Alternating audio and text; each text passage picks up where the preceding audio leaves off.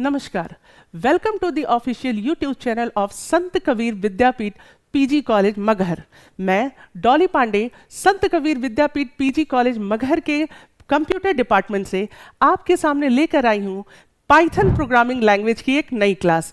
जी हाँ, ये वही पाइथन प्रोग्रामिंग लैंग्वेज है जिसने न सिर्फ इंसानों के बल्कि मशीन की भी सोचने की क्षमता को बदल दिया है। आइए आज हम देखेंगे आज के फर्स्ट लेक्चर में कि पाइथन होता क्या है, पाइथन किस किस फील्ड में यूज होता है, पाइथन के वर्जन क्या है, पाइथन की हिस्ट्री क्या है और कौन कौन से ऐसे फील्ड्स हैं जहां पर पाइथन को यूज किया जाता है। तो सबसे पहले हम देखेंगे कि आखिर पाइथन है क्या। देखिए यहां सबसे पहले लिखा हुआ है Python is a high level interpreted interactive and object oriented scripting language. Python एक हाई लेवल प्रोग्रामिंग लैंग्वेज है। हाई लेवल से मतलब हमारा ये होता है कि ऐसी प्रोग्रामिंग लैंग्वेज जो इंग्लिश के सेंटेंसों को, इंग्लिश के स्टेटमेंट्स को, इंग्लिश के वर्ड्स को यूज करती है। जैसे अगर हमें कोई मैसेज प्रिंट कराना है तो हम वहां पर प्रिंट का यूज करते हैं, और अदर लैंग्वेजेस जैसे जावा है, सी है, सी प्लस प्लस है, वहां पर हमें किसी भी मैसेज को प्रिंट कराने के लिए प्रिंट एफ, सी आउट या system dot out dot println का यूज करना पड़ता है। लेकिन चूंकि पाइथन एक यूजर फ्रेंडली लैंग्वेज है तो यहां आप सिर्फ प्रिंट भी लिखेंगे तो आपका मैसेज प्रिंट हो जाएगा। इसीलिए यहां पर पाइथन को एक हाई लेवल लैंग्वेज कही गई है। दूसरी चीज यहां कह रहा है कि पाइथन इज इंटरप्रेटेड। देखिए इंटरप्रेटेड का मतलब यह होता है, इंटरप्रेटेड एक ट्रांसलेटर होता है। जैसे आप जानते हैं कि हमारे जैसे मान लीजिए अगर हम साधारण शब्दों में बात करें तो ट्रांसलेटर के जैसे मुझे मान लीजिए हिंदी आती है और सामने वाले को फारसी आती है, तो अगर मुझे उससे कम्युनिकेट करना है तो जब हम दोनों को एक दूसरे की बातें समझ में नहीं आएगी तो कम्युनिकेशन नहीं हो सकता, हम अपने काम को नहीं कर सकते। तो इसके लिए क्या करना होगा, या तो हम एक दूसरे से बात करना छोड़ दें या ऐसा कुछ करें कि हमारी बातें एक दूसरे तक पहुंचे।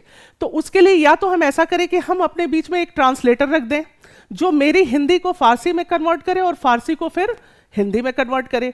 तो ऐसा ही कुछ प्रोग्रामिंग लैंग्वेज में भी होता है, जैसा कि ये यहां पर लिखा है इंटरप्रेटर। ठीक है, इंटरप्रेटेड का मतलब हो गया कि हम इस लैंग्वेज में इंटरप्रेटर का यूज करते हैं। इंटरप्रेटर एक ट्रांसलेटर है जो हमारी लैंग्वेज को मशीन लैंग्वेज में कन्वर्ट करने का काम करता है ताकि हम अपनी चीजों को वहां पर प्रिंट कर सकें। अब इंटरप्रेटर और क्या करता है, इंटरप्रेटर जो है किसी भी कोडिंग को लाइन बाय लाइन चेक करता है। अब जैसे मान लीजिए 10 लाइन की प्रोग्रामिंग है तो इंटरप्रेटर क्या करता है, एक एक करके हमारी प्रोग्राम एक एक करके सारे एरर्स को चेक करना स्टार्ट करता है। अगर मान लीजिए 10 लाइन के हमारी कोडिंग है और तीसरे लाइन पर हमें एरर मिल रहा है, तब वो क्या करेगा कि 2 लाइन चेक करने के बाद तीसरे पर एरर फाइंड करेगा, मैसेज देगा कि देखिए आपका ये एरर है, आप इसे पहले शॉर्ट आउट कीजिए। उसके बाद वो फिर 2 लाइन एग्जीक्यूट करेगा और उसके बाद फिर अगर उसे कहीं पर एरर मिलता है तो वो फिर वहां पर रुक जाएगा, बाकी की लाइन को एग्जीक्यूट नहीं करेगा। ट्रांसलेटर हमारे 2 तरह के होते हैं, एक होता है इंटरप्रेटर, दूसरा होता है कंपाइलर। इंटरप्रेटर क्या करता है कि लाइन बाय लाइन कोड को रीड करता है और एरर को फाइंड आउट करता है, जबकि कंपाइलर जो है वो एक साथ सारे एरर को चेक करता है और आपको बता देगा कि भाई 32 एरर्स है या 5 एरर्स है, आप इस लाइन में देखिए। अब इसमें देखिए यहां पर यही डिफरेंस होता है इंटरप्रेटर और कंपाइलर में। तो और दूसरी चीज ये कि कंपाइलर, जब हम कंपाइलर का यूज करते हैं जैसे सी, सी प्लस प्लस, जावा में, तो यहां पर क्या होता है, प्रोग्राम को पहले कंपाइल कराइए फिर रन कराइए तब हमें कोड मिलते हैं। यहां पर हमें डायरेक्ट प्रोग्राम को रन कराइए और हमारे कोड हमारे सामने होते हैं। दूसरी चीज यहां पर यह कही जा रही है कि पाइथन इज इंटरैक्टिव। इंटरैक्टिव से मतलब यह होता है कि पाइथन को कोई भी यूजर, अगर वो बिगिनर है तो भी वो अगर पाइथन के प्रॉम्प्ट पर बैठता है तो वो धीरे धीरे उस प्रोग्राम को समझ जाएगा। पाइथन उसे धीरे धीरे सारी कोडिंग्स पाइथन की उसे समझ में आने लगेंगी। फिर यहां पर कह रहा है कि and Python is object oriented scripting language. Object oriented programming language से मतलब ये होता है कि जैसे हम सभी जानते हैं कि ऑब्जेक्ट ओरिएंटेड प्रोग्रामिंग लैंग्वेज एक स्ट्रॉन्ग प्रोग्रामिंग लैंग्वेज कॉन्सेप्ट है। तो इस प्रोग्रामिंग लैंग्वेज में, ऑब्जेक्ट ओरिएंटेड प्रोग्रामिंग लैंग्वेज में क्या होता है कि पाइथन जो है वो ऑब्जेक्ट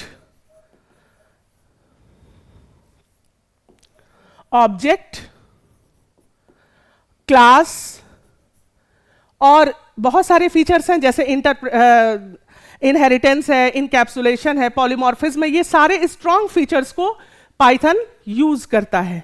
अब यहां पर देखिए एक चीज और कही जा रही है कि कोड रीडेबिलिटी और सिंप्लिसिटी पाइथन में होती है। कोड रीडेबिलिटी मतलब बहुत ज्यादा यहां पर कोई कॉम्प्लेक्स सिंटैक्स नहीं होता। पाइथन में इस तरह का कोई झंझट नहीं होता कि आप सेमीकोलन लगाइए, आप कॉलन लगाइए, आप डबल इन्वर्टेड कॉमा लगाइए, आप कर्ली ब्रेसेस लगाइए, इस तरह की कोई झंझट नहीं होता। जो प्रोग्रामर होता है उसका सीधा सीधा कॉन्सेंट्रेट होता है कि हमारे प्रोग्राम का क्या कॉन्सेप्ट है और उसे कैसे रन कराना है। दूसरी चीज की जा रही है कि use in web development, data science, AI and automation. यहां पर यह कहा जा रहा है पाइथन को हम बहुत सारी जगहों पर यूज करते हैं।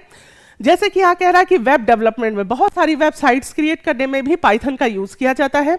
दूसरी चीज डेटा साइंस में, डेटा साइंस में भी इसकी यूज होता है। आर्टिफिशियल इंटेलिजेंसी इस समय पाइथन की वजह से ही सबसे ज्यादा फेमस है। और यहां पे कह रहा है ऑटोमेशन। नेक्स्ट हम देखते हैं हिस्ट्री ऑफ पाइथन। देखिए पाइथन को किसने बनाया था। पाइथन को बनाने वाले जो हमारे क्रिएटर थे उनका नाम था गुडियो वैन रोसम, जिन्होंने 1989 में CWI नीदरलैंड में इसे क्रिएट किया था। ऑफिशियली पाइथन का जो प्रोग्राम है वो सबसे पहले रिलीज कहां हुआ था, 1991 में, जिसका वर्जन क्या था, 1.0। ये क्या कह रहा है, ये सक्सेसर है ABC प्रोग्रामिंग लैंग्वेज का। इसके अलावा एक चीज और अब हम जानेंगे कि पाइथन का नाम पाइथन क्यों रखा गया। देखिए यहां पर हिस्ट्री में बताया जा रहा है कि गुइडो वैन रोसम ने, जो क्रिएटर थे पाइथन के, उन्होंने पाइथन का नाम पाइथन किसी स्नेक के नाम पर नहीं रखा था। उन्होंने पाइथन का नाम पाइथन इसलिए रखा था क्योंकि वो एक BBC का बहुत ही फेमस ब्रॉडकास्ट देखते थे जिस शो का नाम था मॉन्टी पाइथन फ्लाइंग सर्कस। ठीक है, मॉन्टी पाइथन फ्लाइंग सर्कस। उसमें एक ऐसा किरदार था जिसे वो बहुत ज्यादा लाइक करते थे, क्योंकि गुडियो वैन रोसम ये चाहते थे कि वो एक ऐसी लैंग्वेज बनाए जिसका नाम जो है थोड़ा मिस्टीरियस हो, थोड़ा यूनिक हो, इसलिए उन्होंने पाइथन का नाम इसी ब्रॉडकास्ट पर रखा। अब हम आते हैं पाइथन के कुछ कैरेक्टरिस्टिक्स देखते हैं। देखिए यहां पर क्या कह रहा है, पाइथन इज इंटरप्रेटेड। देखिए मैंने जैसा कि पहले आपको बता रखा था कि पाइथन इज इंटरप्रेटेड। इंटरप्रेटेड का मतलब एग्जीक्यूटेड लाइन बाय लाइन, यानी इंटरप्रेटर, मैंने कहा कि पाइथन इंटरप्रेटर को यूज करता है। इंटरप्रेटर का मतलब होता है कि एक एक लाइन बाय लाइन एरर को चेक करना, प्रोग्राम को चेक करना। फिर यहां पर कह रहा है Python is interactive, allow direct interaction via ripple. मतलब कि ये क्या करता है, ये अलाउ करता है कि आप डायरेक्ट ही प्रॉम्प्ट पर बैठें और डायरेक्ट ही आप इस पर काम करना शुरू करें। Python is object oriented. देखिए ये भी मैंने बताया कि पाइथन ऑब्जेक्ट ओरिएंटेड है क्योंकि ये सपोर्ट करता है क्लास और ऑब्जेक्ट को। क्लास और ऑब्जेक्ट ओरिएंटेड प्रोग्रामिंग के सबसे स्ट्रॉन्ग फीचर्स हैं। यहां पे कह रहा है Python is a beginners language, easy to learn and use. देखिए बाकी जो प्रोग्रामिंग लैंग्वेज हैं जैसे C++, जावा, ये थोड़े से कॉम्प्लिकेटेड हो जाते हैं क्योंकि इनके जो सिंटैक्स हैं या इनके जो आप कह सकते हैं कॉन्सेप्ट्स हैं वो थोड़े से टफ पड़ते हैं, क्योंकि जहां आपने सेमीकोलन, जहां आपने डबल इन्वर्टेड कॉमा, जहां आपने एक भी कोई स्टेटमेंट छोड़ा, कर्ली ब्रेस छोड़ा, वहां पर बहुत सारे एरर आने लगते हैं। कई बार ऐसा लगता है कि प्रोग्रामर सोचता है कि ये क्या हो गया, खासकर बिगनर्स, और बिगनर्स के लिए बहुत ज्यादा ये कॉम्प्लिकेटेड हो जाता है एरर को फाइंड आउट करना। लेकिन चूंकि ये पाइथन है, पाइथन बहुत ही, चूंकि मैंने शुरू में बताया था कि ये एक हाई लेवल लैंग्वेज है, तो ये इंग्लिश स्टेटमेंट को यूज करता है, जिसकी वजह से यूजर्स को बहुत ज्यादा प्रॉब्लम नहीं होती है। अब हम देखते हैं पाइथन के वर्जन्स। देखिए यहां पर लिखा हुआ है कि पाइथन वर्जन, पाइथन का सबसे पहला वर्जन क्या आया, 1991 में आया, जिसका नाम था 1.0, release in 1991 with basic features. सबसे पहले पाइथन, जब गुडियो वैन रोसम ने पाइथन को क्रिएट किया ऑफिशियली, वो जब लॉन्च हुआ तो वो क्या था 1991 में कुछ बेसिक फीचर्स के साथ। फिर पाइथन 2.0 आया, जिसने 2.0 आया जिसने इंट्रोड्यूस किया garbage collection and Unicode support. Garbage collection यानी ऑटोमेटिक ही जितने भी गार्बेजेस हैं उन्हें कलेक्ट करने की जो कैपेसिटी है, जो ऑटोमेटिक हो कैपेसिटी हो सकती है, वो फीचर लेकर आया Python 2.0। Major upgrade with improved syntax and libraries. Python की सबसे स्पेशल बात यह है कि पाइथन के पास अपनी बहुत ही लार्ज और स्ट्रॉन्ग लाइब्रेरीज हैं, जिसके यूज से पाइथन बहुत बड़े बड़े जनरल पर्पस के साथ साथ स्पेशल पर्पस डेवलपमेंट भी करता है। इसी लाइब्रेरी की वजह से पाइथन जो है वर्ल्ड में पहले या दूसरे हाई लेवल प्रोग्रामिंग लैंग्वेज की श्रेणी में शामिल है। ठीक है, अब इसके बाद देखिए यहां पर कह रहा है कि 3.0 major upgrade with improvement syntax and libraries, ये आया सब 2008 में। अब देखिए फीचर्स क्या हैं, पाइथन को यूज करने के फीचर्स क्या हैं, क्यों पाइथन इतना इंपॉर्टेंट है, क्यों पाइथन इतना फेमस है, इसके क्या फीचर्स हैं। तो देखिए यहां पर लिखा हुआ है रीडेबल एंड क्लीन सिंटैक्स।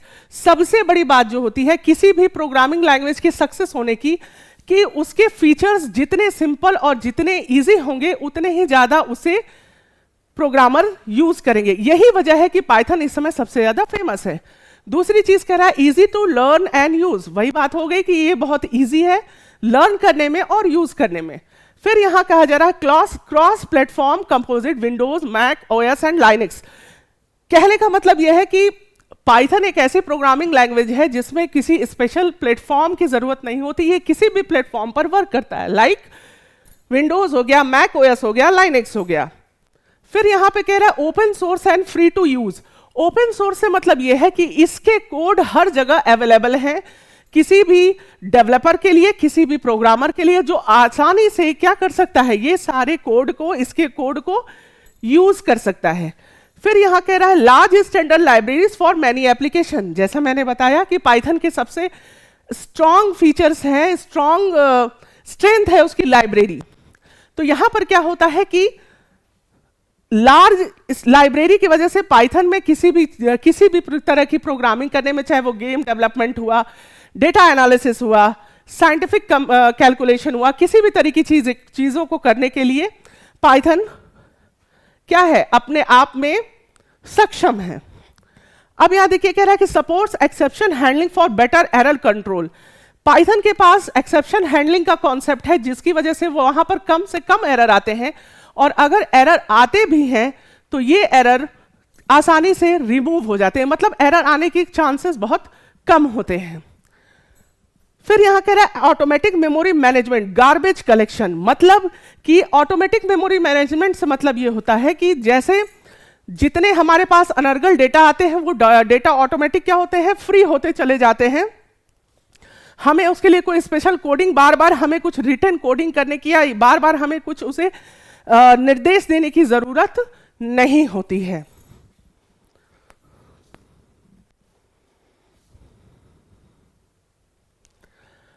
अब देखिए यहां पर कह रहा है एप्लीकेशन ऑफ पाइथन, किन किन एप्लीकेशंस में पाइथन का यूज होता है।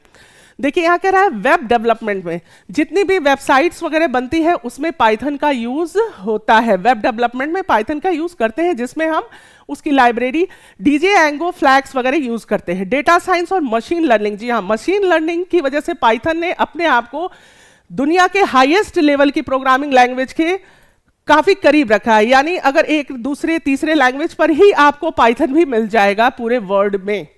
अब यहां पे कह रहा है कि मशीन लर्निंग में क्या क्या पाइथन की लाइब्रेरीज यूज होती हैं, तो जैसे नमपाई, पेंडाज, ये सारी लाइब्रेरीज हैं पाइथन की जो यूज होती हैं। फिर कह रहा है automation and scripting. Automation scripting के लिए भी पाइथन का ही यूज किया जाता है। सॉफ्टवेयर एंड गेम डेवलपमेंट, देखिए गेम डेवलपमेंट आज सबसे ज्यादा स्ट्रॉन्ग टेक्नोलॉजी है। ज्यादा से ज्यादा बच्चे गेम खेलते हैं, ज्यादा से ज्यादा जगहों पर गेम का यूज हो रहा है, बच्चे एडिक्ट होते जा रहे हैं गेम के। तो कहने का मतलब यह है कि जितनी भी आज एडवांस गेमिंग आ रही है, उस सारी गेमिंग की कोडिंग कहां पर होती है, पाइथन में होती है। नेटवर्किंग एंड सिक्योरिटी टूल्स, जी हाँ, नेटवर्किंग और सिक्योरिटी टूल्स के भी अगर आप बात करेंगे तो उसमें भी पाइथन काफी स्ट्रांग है। फिर यहाँ लास्ट आता है internet of things and robotics. Robotics एक ऐसी टेक्निक है जिसने, आप अगर बात करेंगे तो मैकेनिकल ले लीजिए, इलेक्ट्रॉनिक ले लीजिए या कंप्यूटर साइंस ले लीजिए, हर जगह रोबोटिक्स का यूज हो रहा है। वहां पर भी उसकी कोडिंग के लिए भी हम पाइथन का और उसकी लाइब्रेरीज का यूज करते हैं। लास्ट कुछ ऐसे ऑर्गेनाइजेशंस हैं जो पाइथन को यूज करते हैं, जैसे आप गूगल ले लीजिए। गूगल क्या है? Google uses Python for web search and backend services. Google जो आज हम हर जगह क्या कहते हैं कि गूगल से ये देख लें, गूगल से वो देख लें, गूगल हमें हर चीज का आंसर प्रोवाइड करता है। तो इसकी कोडिंग भी हमने पाइथन में की, और किस किस चीज के लिए की? वेब सर्चिंग के लिए और बैकएंड सर्विसेज के लिए। फिर हम बात करते हैं यूट्यूब की। यूट्यूब में क्या यूज हो रहा है? वीडियो स्ट्रीमिंग ऑपरेशंस, या हम कह सकते हैं वीडियो रिकमेंडेशन के लिए भी, ठीक है। फिर आता है नासा। नासा में क्या है? नासा में हम साइंटिफिक कैलकुलेशंस के लिए हम क्या करते हैं? पाइथन का यूज करते हैं। इंस्टाग्राम में हम ह्यूज अमाउंट ऑफ डेटा को या ऑडियो वीडियो की क्लियरिटी के लिए हम पाइथन का यूज करते हैं इंस्टाग्राम में। नेटफ्लिक्स क्या करे? Uses Python for data driven decisions and automation. मतलब आप इसे यहाँ रिकमेंडेशन के लिए ही समझ सकते हैं, मूवीज और जो सारी चीजें हैं उनकी बफरिंग के लिए भी समझ सकते हैं। यहां पर हम नेटफ्लिक्स में पाइथन का यूज करते हैं। तो आज की क्लास यहीं पर खत्म करते हैं, और नेक्स्ट क्लास लेकर मैं बहुत जल्दी आऊंगी। तब तक बने रहे हमारे ऑफिशियल यूट्यूब चैनल संत कबीर विद्यापीठ पीजी कॉलेज मगहर में। थैंक यू, नमस्कार।